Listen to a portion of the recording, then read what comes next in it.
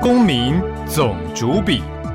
Welcome to a Residence Messenger program on Taipei Broadcasting Station. I'm your host, Ross Darrell-Feingold. Today, our special guest, hopefully he's going to make us laugh, is Sam Yarborough. I'm laughing already, Sam. Sam Yarbs from the 23 Comedy Club, Taipei's only bilingual Mandarin and English comedy club. Sam, welcome to the show. Thank you so much. Thanks so much for having me. So, you know, my friends say I'm not a very happy, humorous person, so you might have to work extra hard to make me laugh. But before we get into the comedy, you're from Vermont. Tell us about growing up in Vermont. Yeah, I grew up in Vermont, really like countryside, really rural out there. Both my parents are artists. My mom's a poet, dad's a painter, and they both taught university professors as well.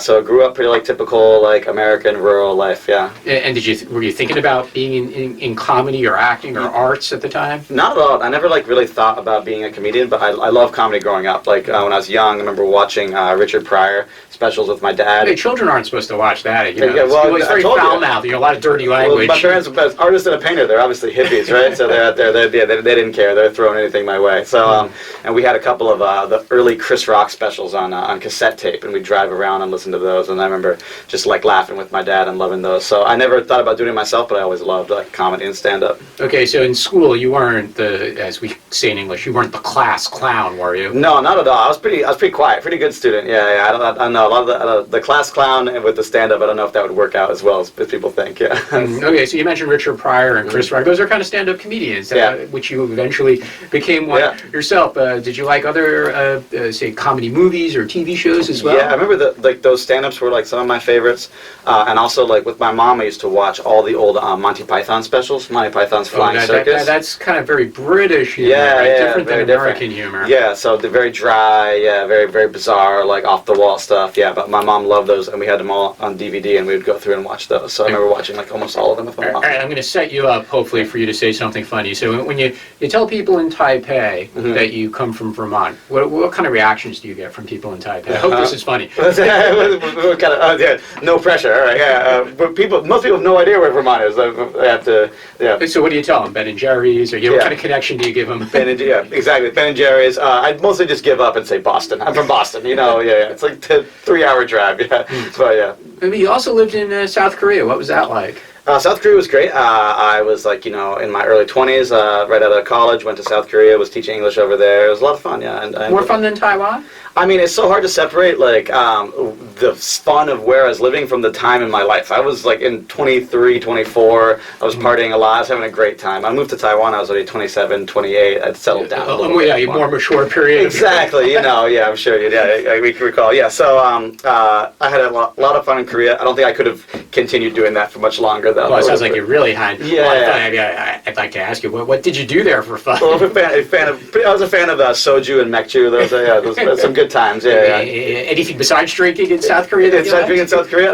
No, I had a great time living in South Korea, and just there's amazing food, amazing people. It was a great place. And a lot of people in Taiwan are familiar with South Korea. They go there for tourism. But given that you've lived in both places for quite a few years already, what's something about South Korea that you've discovered people in Taiwan actually don't know? Something secret about South Korean people don't know. Well, I think a lot of times Taiwanese people might have some stereotypes about people from other countries. Like, I'm American, I always get all the time, well, you must eat McDonald's all the time. You eat hamburgers every day, whatever like that. But like actually something that is true, I think Koreans eat kimchi every meal. Breakfast, lunch, and dinner is on the table. They're absolutely right about that. So that's one stereotype they got down. They just nailed it 100%. And did you do that too when you were living in Korea? Yeah, absolutely. Yeah. The most frustrating though was when I went back home, because are you American yourself? I'm from New York City. From New York City. So you might know a lot of Americans not the best with international geography, always not our strong suit as a nation, maybe. So of course when I moved back home, a lot of my friends, I'd get the inevitable question, oh, you're living in Korea. Were you in South Korea or North Korea? Right? Which one was it? Which one? Like you had a choice. Exactly. Which is why I think people in Taiwan are a lot smarter, because I've been here about 7 years, and no one's ever asked if I'm from North or South America. That's never once come up. I've never been confused for a Colombian anyway. So. What prompted your move from Korea to Taiwan? Did you think after it sounded like you had a lot of fun in Korea? Did you think about moving back to the U.S. or you? I did move back to the U.S. for a few years. I was after I left Korea, I was back in Boston for about 3 years. I was working kind of like office job, 9 to 5, public relations. Sounds like a lot of fun. And I was getting ready for law school. I was prepping for my LSAT test, and I found it really hard to mesh the schedule. And I remembered as an English teacher, one thing that's true is you have a lot of free time outside of your school. So I thought that I could work on my law school applications, and I wanted to try a different country. I didn't want to go back and just repeat my time in Korea. So I had a friend who was living in Sinju, and he told me that Taiwan was pretty great. So I moved to Kaohsiung literally with a 1-year plan to apply to law school, and that was the 1-year plan. And 7 years later, yeah, you're on here, the first here of the 1-year plan, and you put aside law school. Yeah, exactly. Yeah. My LSAT wasn't that good. Let's be honest. All right, it was fine. But speaking of traveling around, you've performed at comedy festivals throughout Asia. One of them was in Bangkok. Tell us about performing comedy in English in Bangkok. What's that like? Oh, it's really interesting. I mean, it's so interesting. There's little English language scenes in all these different countries, and they all have certain things in common. You know, a lot of like the humor is expat based, or like, oh, here's one thing I think is strange about this country, whatever like that. But they also have their own like unique differences. Obviously Bangkok has a huge nightlife scene and everything, and so comedy being a part of that, it's just interesting to go from a place like Taipei telling jokes to go into the middle of, you know, Bangkok, 14 million tourists a year, I think. It's just jam-packed, and so it was a lot of fun going to do the festival there. Comedy festivals are weird, too, because they're part competitions, right? And so it's different than a standard comedy show when you're just kind of hoping everyone has a good time and laughing. And so, like, if you're in a competition, you want the comic before you to do well, but not too well. You want to keep the audience warm, but you don't want them to blow it out of the water because you want to hopefully advance to the finals yourself. For people in our audience who are not familiar with how a comedy festival works, tell us how the judging goes in a comedy festival. So typically you have 3 nights of preliminary rounds where you have about 10 comics each, and the top 3 from each round will advance to the finals. But who judges that? It depends on the festival and who they've reached out to. I think the Bangkok festival was judged by a couple of local comics, and then like they brought in some other people. Like there was like a food blog guy, like some local personalities, I guess, you know, radio, you know, people themselves will come in and judge based on the reception, the laughs, originality. They're supposed to have this whole scoring rubric. I don't know how rigidly they adhered to that, if it was just who got the most laughs. So yeah, it's just hard to imagine that there's a place for English humor in Bangkok because there's so many other cultural activities. I mean, you know, you mentioned tourists. Why would they go hear English humor when they could go see, you know, these wonderful temples, and you mentioned the nightlife. You know, why make a night for English stand-up comedy in Bangkok? I think, well, once you have a critical mass of a certain number of people, right, there's just going to be a certain group who are always looking for something new or something different, right? The idea of checking out a stand-up comedy show, like, you know, like it might seem so different or strange, but no different than maybe like checking out a rock concert or something like that in Bangkok or something like that. So I think once you have a critical mass of people, then there's always going to be people looking for something new and interesting to do. And and comedy is a good way, you know. It's not going to take your whole night, you know. It's like going to see a movie. It's an hour and a half, a 2-hour show, something like that. You still have room on either side to do other things and enjoy the rest of your night. Have a great meal, dinner and a movie, or dinner and a comedy show. So I think dinner and a comedy show. There you go. Yeah, get them both at 2-3 Comedy Club. Yeah. You also performed at a comedy festival in Shanghai. Now those Communist Party bosses. They don't seem like the funniest or the most humorous kinds. Not a great sense of humor, no. Yeah, but English language comedy in Shanghai still could take place. Well, for a while, the last few years have not been kind to the English language comedy scene in Shanghai. For a while, Shanghai was the jewel of English language comedy in Asia. They've had what I thought was the best scene by far. Who goes to comedy shows in Shanghai? Everyone, man. I mean, Shanghai is such a vibrant city. There was a huge, you know, like group of Chinese people who had been maybe educated in the U.S., gone to college and come back, people who just lived and worked internationally, people who had, you know, like downloaded their VPN and seen comedy specials on YouTube, local expats, like, and a diversity of expats that you maybe don't have as much of in Taipei in terms of professional working class people there coming to the shows. The shows were always packed. It was amazing. But there was censorship. There was... Give us an example of something you couldn't say. Well, we told explicitly that we could not mention. It's called the 3 T's. I'm sure you've heard the 3 T's before. Can you guess? Well, just keep it clean on this show. Okay? No. That's not, can you guess what would be the political 3 T's? Taiwan, Tibet, and Tiananmen. Those are the 3. You can't mention those 3. What kind of joke could you possibly make about I'm sure bed or the reason, Canada. if there's a rule, you know somebody tried it. So I'm not saying it was a good joke, but somebody must have tried it at a certain point. But so I was confused for a while. I was like, can I say that I'm from Taiwan? Can I say like I came from Taiwan? Can I mention that? And then eventually they had some consultation. They're like, oh, it's okay. You can say that you came from Taiwan, but everything else you better not. I went back later to do a show in Shanghai as a headliner to do my own show. And at that point, it was a little bit looser, and I was able to do some jokes to the Chinese crowd a little bit more. Jokes about life in Jokes China? about, like, I had a bit for a while I was doing about how Chinese tourists have overtaken Americans as the most annoying tourists, and I was doing to try that in China to see what the reception would be. And it was generally positive. They were that group who were coming to that club might not be the kind of people taking tour bus trips to see Taipei 101. I actually got the police called on the comedy club. That was an embarrassing moment. So as you probably know, when you travel to China as an international visitor, you have to register with the police. And a lot of travelers, I don't think, know that because your hotel will take care of it for you. You give them your passport, they photocopy it, and they'll report you to the local police station. But I was staying with a friend in his grandma's house. And I didn't take the time to go to the local police station. And in filling in my paperwork, since I hadn't had his grandma's address, I just used the comedy club as where I was staying, because it was the only address I had. So about halfway through, they were doing an improv class in the afternoon. The police barged in with my picture and a passport, explaining they were looking for Sam Yarbs. They were trying to find it. So there was a show that night. This was no joke. It was no joke. They called me, and they were like, there's supposed to be a show that night, and they were like, don't come to the club. And eventually we straightened it out. We figured what they were looking for, and they were like, well, they knew the local police enough, like, if they don't come back by 8 o'clock, you can probably come. And I ended up going back, and it was fine, but it was, a bit embarrassing. Not what you want to do as a guest, to get the police called on your host. So, you think after the virus situation hopefully fixes itself and international travel begins? What do you mean it's going so well? Yeah. Let's not go there. Do you think you'll perform in Shanghai again in the future, or the political environment really I'm interested to see what's going to, because if there's anything that would have brought me to the attention of any authorities, it would have been working for the Night Show with Brian Tsung.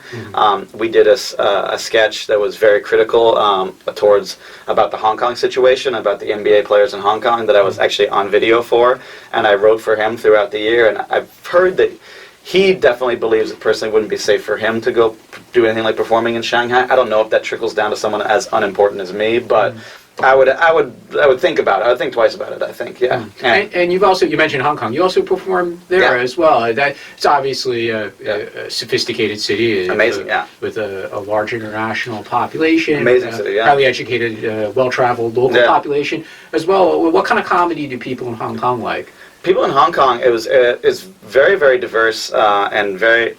It was a really well-to-do. It's such a diverse crowd. I loved performing in Hong Kong. It was such a mix of younger and older, and that was at that point the biggest show I'd ever had a chance to do. The finals of the Hong Kong International Festival typically draw around 500 people, which for me, coming out of Taipei and doing relatively small bar shows, was a huge deal to perform. The crowds were they loved. A lot of it was expat local references, and a lot of the comics there play upon the mix of cultures there, and then whether it's talking about something simple as people's accents and the way they talk, to the cultural difference between Chinese, Hong Kongese, and international crowds there. So the mix of those cultures is always great to make observations. It never gets old, making jokes or observations about the cultural clashes. Depends who you ask. I certainly enjoy the comedy there, and that seems like the crowds there are fantastic. Hong Kong is probably one of the best cities for comedy in Asia. But just like Shanghai, the environment's changing in Shanghai rapidly. Well. Yeah, changing rapidly. Yeah, it's quite unfortunate to hear that recently they had a new comedy club there called The Riff that was backed by Live Nation. That was going to be a game changer in Asia, because Live Nation obviously would work to bring over a lot of American acts into Hong Kong. Unfortunately, had to close down without ever really having a chance to open, because first the protests and then the COVID situation there. Not because of political, national security. I don't think they even had a chance to step on to even offend people. They didn't have a chance to open. It was I think they were more bogged down by liquor and regulations than they were ever by political censorship. Well, so despite all the hardships, you'd say that people in Hong Kong still have a sense of humor. Yeah, definitely. I know I'm in a couple of group chats with the comics there. They're still going strong. Yeah, from the memes at least, they're still going strong. Because the stereotype of Hong Kong people has always been that they're very focused on business and making money, very practical people. not necessarily people with a great sense of humor. Well, with people who are straight-laced like that, you probably know, like sometimes when they let go, they like to let go. Well, I used to work in banking in Hong Kong, so I work with some very serious people. Definitely focused on making money. Yeah, for sure. Yeah.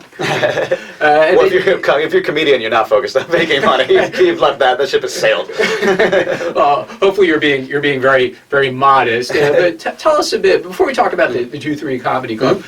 Give us a picture of the comedy scene for English language comedy in Taipei, and even maybe before you opened 23 Comedy Club. Yeah, definitely. Before, when I was living in Kaohsiung when I got into English language comedy in Taiwan.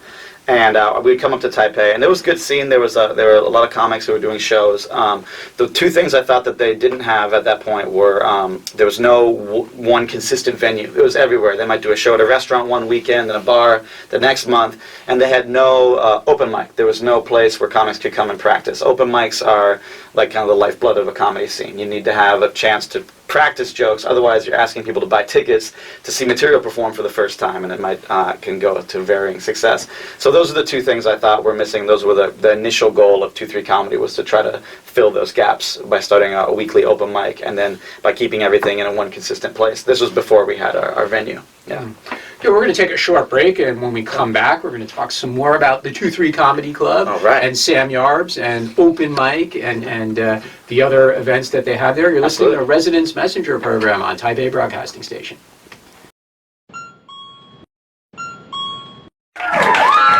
I worked in my Chinese. I studied for 3 years. And I gave up. Chinese beat me. I lost the battle. It's my biggest regret, honestly, from my time here in Taiwan. It's my biggest regret. If I could go back and I could start again, honestly, I wish that I had never started. I wish I could forget the Chinese that I do know and go back to knowing none at all. Because it's way worse to know a little bit of a language than it is to know none at all. It's way worse if you know a little bit. Here's where my Chinese is at right now. I speak just enough Chinese that I can start a conversation in Chinese and then not understand your answer. That's exactly, unless it's like a very scripted conversation. I can order the fuck out of coffee at 7-Eleven any day of the week. They only ask him 3 questions and I know the answers already.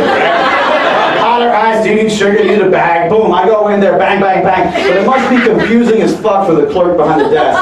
Because I'm just confidently answering questions she is not asking me. If you could translate our interactions, you'd be like, all right, sir, what Americano? Do you want some sugar today? And I just go, hot! Hot! All right, sir, gonna need to know about your sugar there. No bag, I'm walking.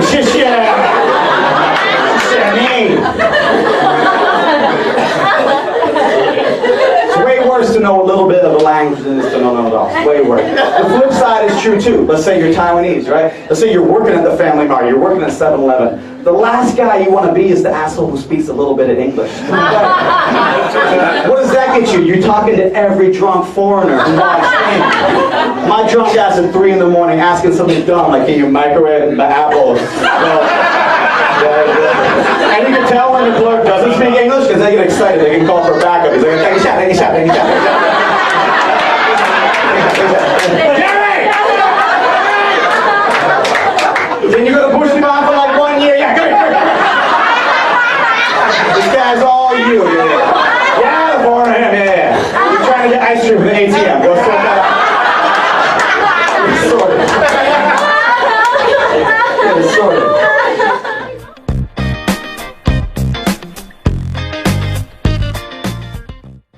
Welcome back to Residence Messenger with Ross Feingold and our guest Sam Yarbs from 23 Comedy Club. Before the break, you were talking about why you opened the club and what made the club different than what had existed previously for English language comedy. So absolutely. You tell people in Taipei that you run an English language comedy club. What kind of reaction do you get? Either confusion or tell me a joke. Those are the 2 most common ones. So people just want a joke on demand. Tell me a joke. Yeah, exactly. Yeah, well, look, I'm a lawyer. People want legal advice on demand. Yeah, that's even more annoying. Yeah. Yeah. So no, yeah, most people are pretty surprised. Brian's talked about this a lot. Brian Sung, one of the partners at 23 Comedy Club and the Night Show host. There's no really good Chinese word for comedy, for stand-up comedy. The most commonly used one is like tokushow, which is also used for like talk shows. And so there's a lot of confusion sometimes. People arriving not quite knowing what to expect. So I think you can do that. The traditional Mandarin, Raosha kind of. Maybe, yeah, and we do have some of that. We have a Manzai show every Sunday night, and we do crosstalk and Shangshang's shows there. But a typical open mic is going to be very, very different from that. And then on the other end, you've got people who've watched their favorite stand-up comics on Netflix, who might be a little more well-versed in what American-style stand-up comedy is, and they show up to the club expecting to hear, like Dave Chappelle, like Bill Burr-style bits, and people to go overboard and go very, very hard on certain topics, and at an open mic you might not find that all the time. So it's a contrast with people's expectations is always interesting. Yeah, besides trying to fit people's expectations and maybe people who are unfamiliar with stand-up comedy, what were some of the other challenges you had when opening up 23 Comedy? I think one of the biggest ones for us was finding the appropriate venue.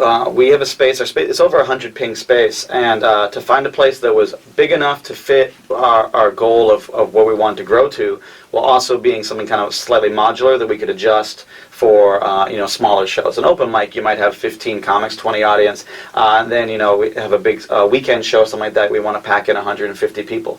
We're doing a lot of theater shows. Some other groups have come in, Stage Fight, Formosa Improv group, and they're coming in and doing like musical and theater productions in there. So to have someplace that had the space, and that we could also like clearly separate our bar and kitchen area from the performance space, so the performance room is solely focused on what's going on stage. Those were some of the biggest challenges. Like finding that right space was a huge. It took us, several months to be able to find a place that was right, and we got lucky to stumble in this place on Linson. And what about COVID-19 this year? What was the effect on business? Well, luckily, things never got so bad. In Taiwan, it's not like the White House where you kept it under control. So that was, but definitely the biggest hit was probably in April. We limited our capacity.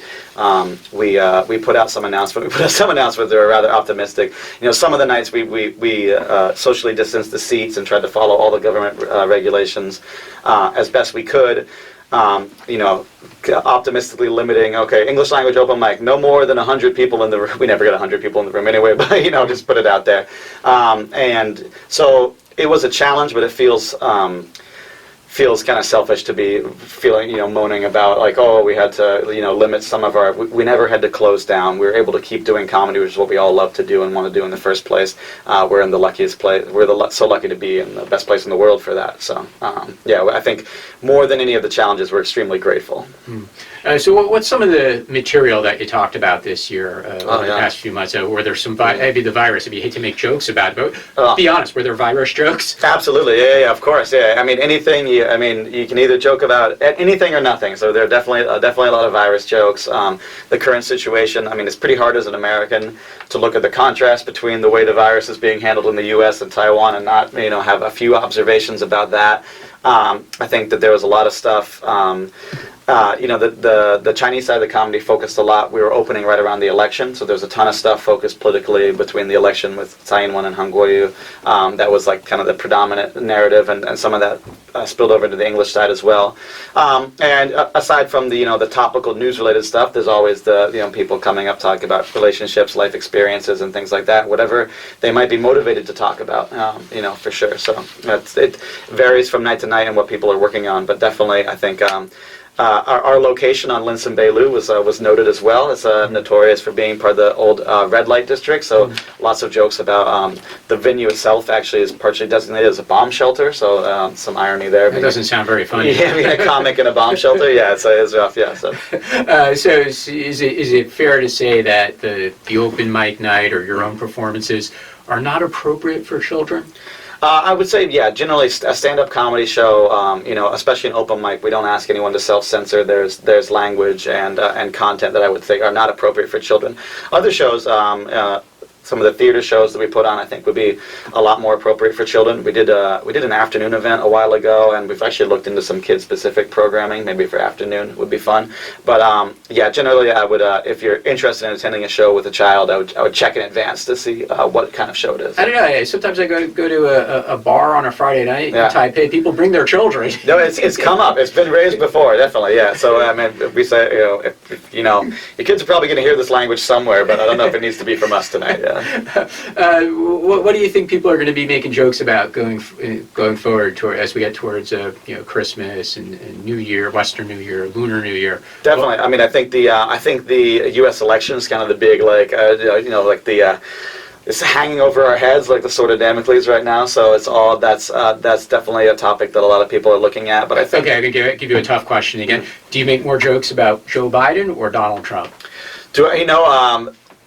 I personally, I think Trump is really actually very hard to make fun of, because he's so naturally funny himself that, like, as a character, that it's almost like you look weak in comparison when you're trying to make fun of Trump. I think that, and it's very hard to see something that, if people are interested in that, they can find these jokes and memes everywhere on Facebook that's shared instantly already. So it's very hard to zag and find a different angle on Trump stuff. The Biden maybe sometimes represents a more fertile ground. So personally, maybe I might make more jokes about Biden. Yeah.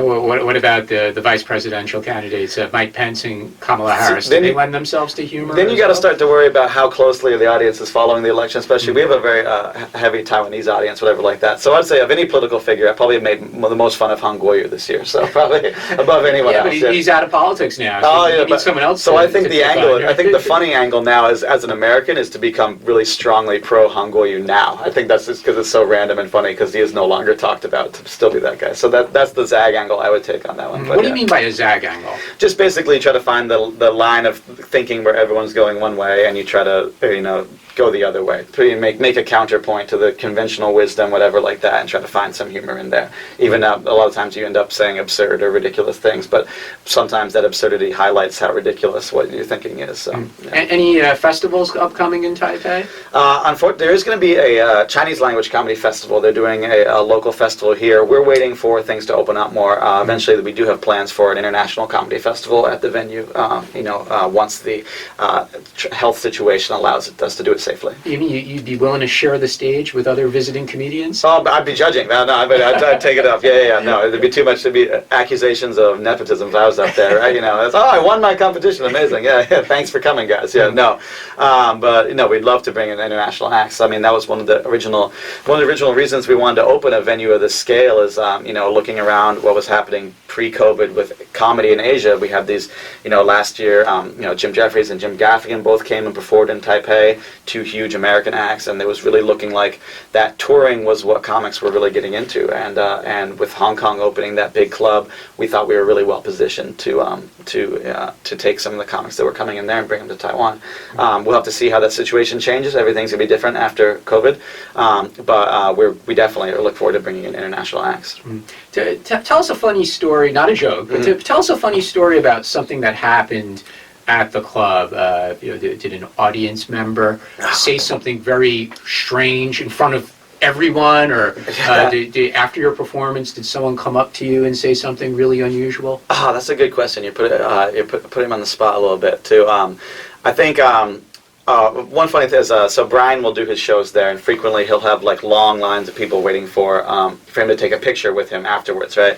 And I was trying to talk to him about something we were doing, something related to the bar, and I was kind of standing next to him. So there was this line and these girls were coming and taking pictures and pictures and pictures with him, and I think one of the girls looked over and took pity on me and maybe recognized me from his show or something like that. And said, "Oh, do you want to take a picture with you as well?" And I don't think she wanted a picture with me. I think she just felt bad that like I was like standing to the side. So that's the only fan picture I've had taken at the comedy club. But I think more out of pity than anything else. Yeah. Well, hopefully you'll have more genuine fan pictures. Yeah, after this, yeah. Thank you. What's the best way for people to get tickets to events at the 23 Comedy? To check out our Facebook page, 23 Comedy or Sound Comedy, our Facebook page is where all the events are posted. For English shows, we typically just sell tickets at the door. The Chinese shows typically use AccuPass for the larger shows. You can buy tickets in advance. Brian's Thursday night show is the most popular one and sells out normally in advance. So all those ticket links are on the Facebook page. Yeah. And you'll have, how many nights a week are you guys operating? We have 7 nights of comedy a week. Our current fixed schedule is Sunday through Thursday. Sunday night is manzai, which is the Japanese form of the crosstalk comedy. They do their shows and open mics there. Monday and Wednesday night are English language open mics. Tuesday is a Chinese language open mic, and Thursday is Brian's. And also we just added a new Chinese open mic Friday nights early. For people who are interested in improv comedy, the Formosa Improv group has their workshop every Monday from 7 to 9 p.m. We also have a theater group that comes in and uses the space for rehearsals quite frequently. Stage Fright, they're putting on different kinds of musicals and theater shows in Taipei. So we have a lot of groups in there and a lot of comedy. And then Friday, Saturdays, we do ticketed shows or those change every week. And what for you, what do you think the audience should know about Sam Yarbs' brand of comedy? About Sam Yarbs' brand of comedy? I think you can check out some of the videos on our YouTube page, 23 Comedy. We have some of the videos on there, English stand-up, but it has Chinese subtitles to get a real sense. But I would encourage, if anyone's interested in it, come and check out a live show. There's nothing like live comedy. And there's nothing like being in the room there when the comedy is happening to get a sense of it, something that's, whether it's for you or not. So I encourage people to come and check out the live shows. And will you be doing comedy in Mandarin one day in the future? Well, I hope so. I hope so. Yeah, one day I would like to improve my Mandarin to the point where it wouldn't be insulting to the audience. But yeah, I would like. Yeah, that's definitely a goal. How about Taiwanese? Taiwanese, that's a long-term goal. Yeah, we'll put that one. Yeah, maybe 30 years down the line. Oh, Sam, it's been so enjoyable to have Thank you so much for having on me. the show, and certainly encourage our audience to support local comedians. And a local comedian could be a Taiwanese person, it could be an American, or some other foreigner, such as Sam, who performs at 23 Comedy Club. You've been listening to Residence Messenger on Taipei Broadcasting Station. Have a great weekend. Thank you, Sam. Thank you so much.